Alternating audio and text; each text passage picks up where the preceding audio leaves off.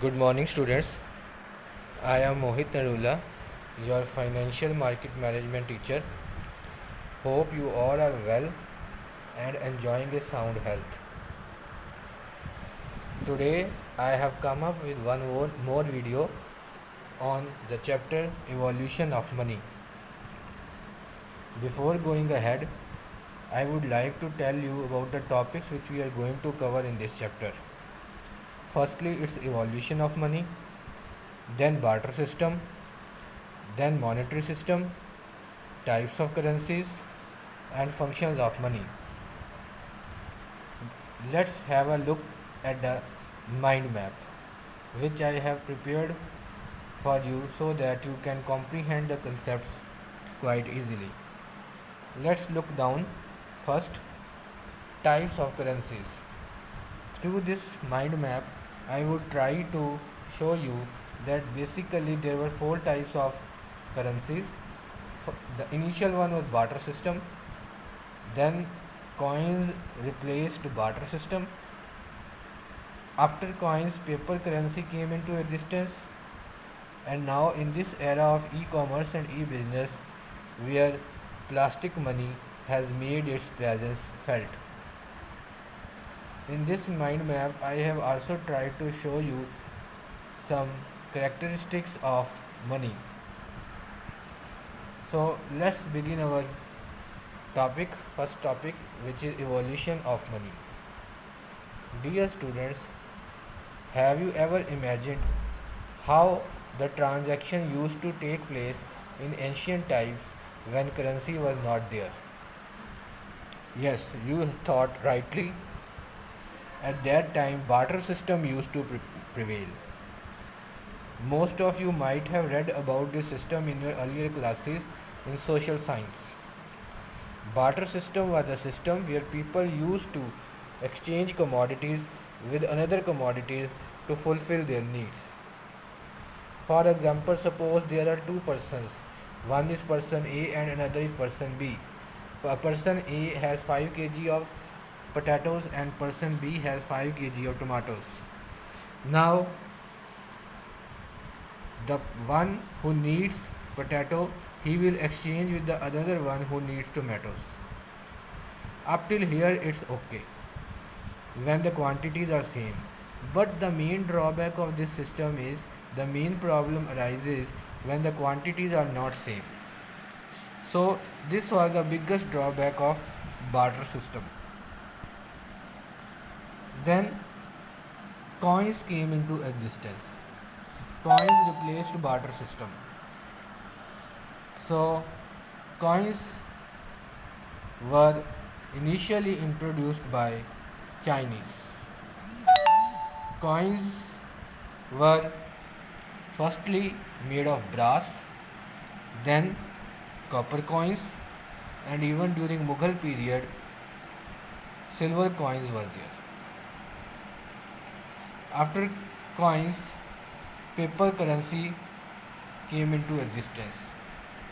The biggest advantage of paper currency is that these currencies have notes of various denominations. For example, 5 rupee note, 10 rupees note, 100 rupee note, and so on. Now with this, what happens?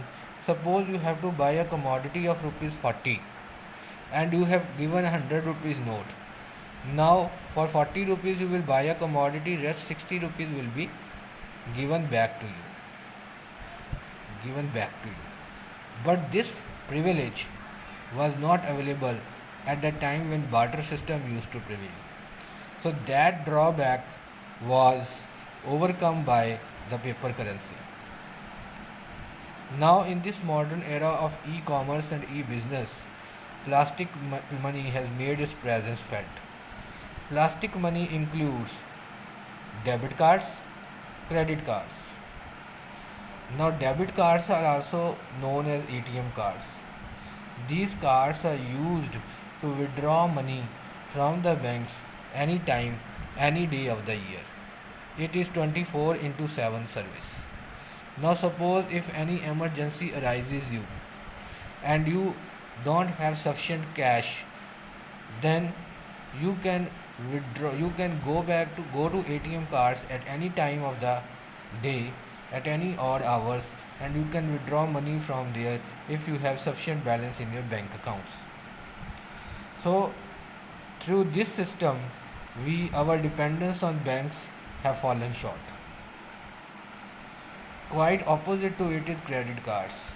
Credit cards are used to defer payment for a certain period of time. Suppose you want to do some shopping, but you don't have enough of cash at that particular point of time. You have a credit card, you can swipe that credit card through machines, and you can do your shopping, and the payment can be made after a expiry of specific period of time. It can be 40 days, it can be 50 days or 60 days, depending upon the policy of the company. Another advantage of this plastic money is, suppose you want to go outside or out of the station, and apprehensive you are apprehensive to carry such a huge load of cash along with you. There is no need to carry such a big amount of cash along with you if you have debit or credit cards along with you. So this plastic money has overcome the problem of theft also. Now next topic is our differentiation between monetary system and barter system. Barter system, as I told you earlier also, it is a system where commodities are exchanged for commodities. On the other hand, monetary system is a system where commodities are exchanged for currencies. The amount of currency is to be paid depending upon the quantity of commodities we are purchasing. Then next most important question is functions of money. Now, when we are talking about functions of money, as in the mind map also I have shown you, the very first function is durability. Money should be such that it lasts long. In case of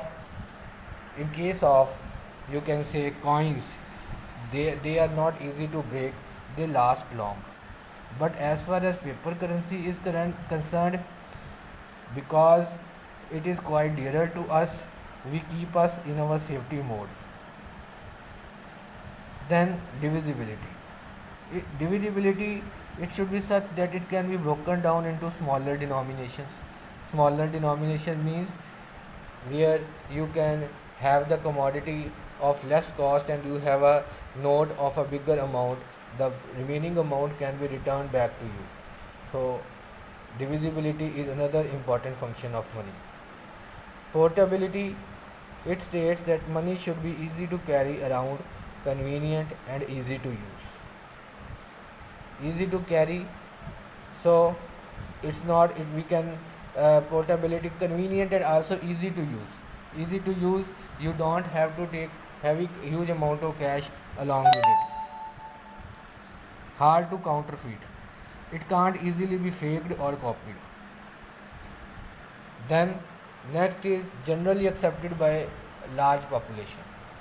Now in our country like India, you can't say that there will be a separate currency for the people of Punjab while separate currency for people of other states.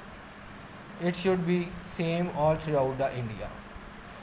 There shouldn't be any separate currency for different states. Last but the most important function is medium of exchange. Money allows the goods and services to be traded without the use of barter system. So these are some functions of money, and these are the topics which we have to cover in the first chapter of financial market, which is evolution of money. Hope these topics are clear to you. If you have any kind of query, you can consult me at any time. You feel free to consult me. I will be there to welcome you. Thank you. Have a nice day.